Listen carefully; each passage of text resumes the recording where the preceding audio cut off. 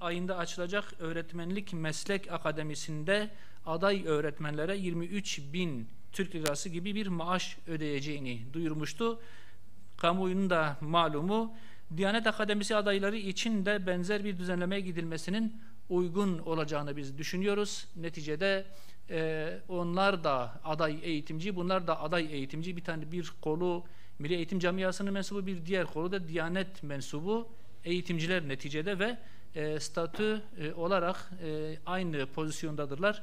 Bu nedenle ikisinin aynı şekilde değerlendirilerek öğretmen adaylarına verilen ücretin İmam Hatip adaylarına da verilmesi bizim önerimiz. Biz yetkililere bu yönde bir çağrıda bulunuyoruz. Aday din görevlileri geleceğimizin manevi rehberleridir. Onlara destek olmak hem toplumsal hem de ahlaki bir sorumluluktur. Diyanet Akademisi'nde eğitim gören adaylara en az asgari ücret düzeyinde maaş ödenmeli diye düşünüyoruz. Bunun için gerekli düzenlemelerin bir an önce yapılması gerekir. Konu Diyanet'teki eğitimcilerden başlamışken malum geçtiğimiz dönemlerde İmam Hatipler alındı.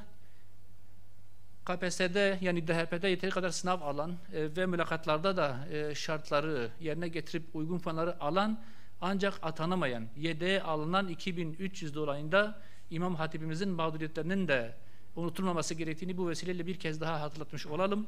Maliye Bakanlığımızın Diyanet İşleri Başkanlığı'na ek bir kontenjan vererek atanamayan ya da yedeğe alınan bu İmam Hatipli kardeşlerimizin de, İmam Hatip olacak olan kardeşlerimizin de atanmasının sağlanmasını temenni ediyoruz. Bu çağrıyı da bu vesileyle yapmış olalım. Değerli arkadaşlar, Gazze ile devam etmek istiyorum. Gazze'deki insani kriz artık felaket boyuna ulaştı. Hepinizce de malum. Siyonist rejimin hava ve kara saldırıları ile sistematik bir şekilde hastaneleri doğrudan hedef alması sonucunda sağlık altyapısı tamamen çökmüştür. Gazze'ye ilaç girişi ve tıbbi yardım engellenmiş, en temel insan ihtiyaçlar ulaşılamaz hale gelmiştir. Elektrik ve temiz suya erişim neredeyse sıfırlanmış. Halk ölümcül bir kuşatma altına alınmıştır. Siyonistlerin genişlettiği kara saldırıları Gazze yaşanmaz bir harabeye çevirmiştir. Bu hepimize de malum. Bu aynı zamanda soykırımdır. İnsanların oradan kaçmasının altyapısını oluşturmaktır. Ya buradan kaçarsanız ya da hepinizi öldüreceğiz anlamına gelen bir uygulamadır. Ve etnik temizliktir. Bunun İsrail'in gerçek niyeti olduğu herkese malum. Bunun bu saatten sonra kamuoyundan gizlenmesi ya da dünyadan gizlenmesi gibi bir durum da söz konusu değildir. Bu saldırganlık sadece karada değil, denizde de sürmektedir. Gazze'ye insani yardım ulaştırmak için sefere çıkan özgürlük filosu malum bu koalisyona ait vicdan gemisi Malta açıklarında geçtiğimiz hafta Siyonist rejim tarafından hedef alındı. Can kaybı yok hamdolsun ama ciddi bir maddi hasar söz konusu oldu ve gemi geri dönmek durumunda kaldı. Mavi Marmara katliamına karşılık veremeyen uluslararası hukuk bugün aynı haydutluğun yeniden sahnelenmesine bir nevi zemin hazırlamış durumdadır. Ateşkes anlaşmalarını tanımayan, diplomatik yolları yok eden, uluslararası hukuku hiçe sayan bu rejimin yalnızca güçten anladığı açıktır. Bu zulme sessiz kalan ve ülkelerinde Siyonist karşıtı hareketleri bastıran bölgesel işbirlikçiler de bu suçların azmettiricileri ve ortaklarıdırlar. Sessizlik de açık bir suç ortaklığıdır. Halklar yöneticileri üzerinde baskıyı arttırmalı, Gazze ablukasını kırmak için hem karadan hem denizden fiili girişimlerde bulunulmalıdır. Filistin direnişi açıkça desteklenmeli. İslam İşbirliği Teşkilatı Gazze halkını korumak amacıyla ortak bir askeri güç oluşturmalıdır. Bu olacak mı olmayacak mı? Elbette ki bunu zaman gösterecek ama buna şiddetle ihtiyaç var ve bundan başka çıkar yol da yoktur maalesef. Bu yalnızca Filistin'in değil, insanlığın onur mücadelesidir. Böyle bakmamız gerekiyor. Değerli arkadaşlar, bir diğer husus gündemi ciddi anlamda meşgul eden ve şu anda dünyanın gündeminde yer alan yeni savaş tehlikesi Hindistan-Pakistan gerilimidir. Hindistan-Pakistan gerilimi yeniden tırmanırken Hindistan'ın Keşmir'deki bu bir saldırıyı hiçbir somut delil olmamasına rağmen Pakistan'a yüklemesi yalnızca siyasi bir provokasyon değil, aynı zamanda içeride yürüttüğü baskıcı politikaları meşrulaştırma hamlesidir. Bu şekilde görülmesi lazım ve biz bu şekilde okuyoruz. Bu saldırı Hindistan'ın egemenliği altındaki bölgelerdeki Müslümanlara yönelik sistematik baskı ve zulmü artırmak için bir fırsat olarak değerlendirilmiştir.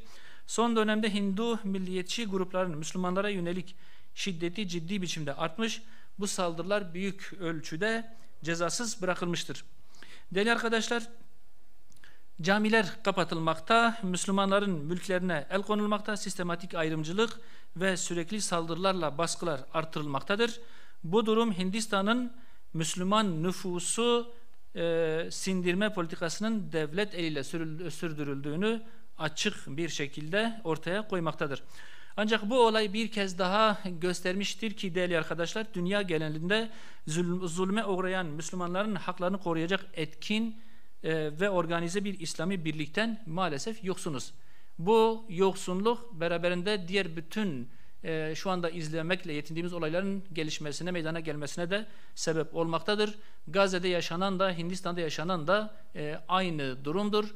Müslümanların caydırıcı bir gücü, bir birlikteliği olsaydı bunların hiçbirisi yaşanmaz, bunların önüne geçilirdi. Ancak bu olay bir kez daha göstermiştir ki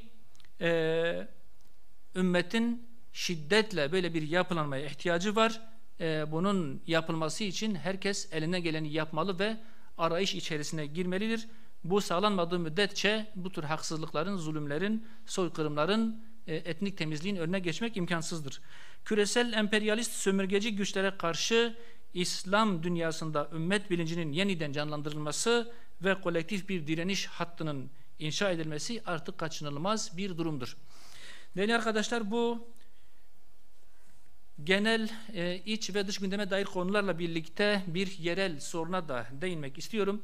Geçen hafta hatırlanacağı üzere GAP kapsamında yapılacak olan Cizre Barajı'na temas etmiştik.